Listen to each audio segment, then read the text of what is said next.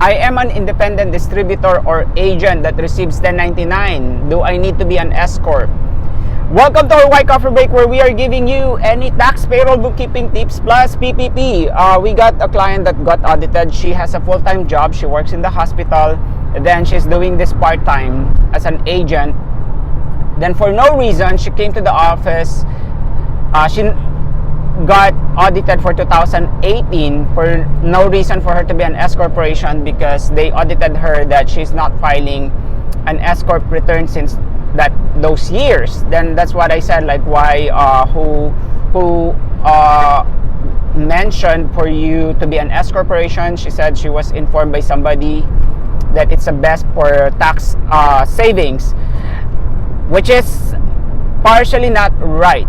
Okay, the first thing you have to remember, you can only be an S-Corporation if you're already making money, right? So let's say you're making $150,000, then after all the deductions you still have $50,000 take home. Well, you can be an S-Corp. But if you're always declaring expenses, like you're making more business expenses rather than an income, I don't recommend that. The number one reason of an S-Corp, like if you're an LLC, then you elected to be an S-Corporation, is for you to pay yourself, because that will avoid the self-employment tax, which is 15%. That is one of the tax saving tips or strategy that you can use.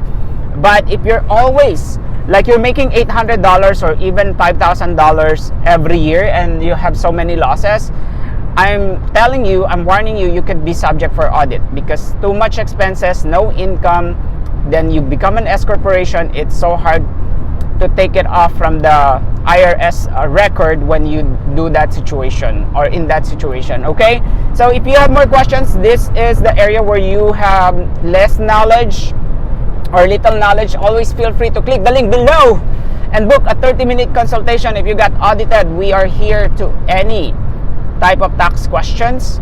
Again, if you like this channel, please click share and subscribe, because here in Wyco Tax, you guys deserve the max. Stay safe.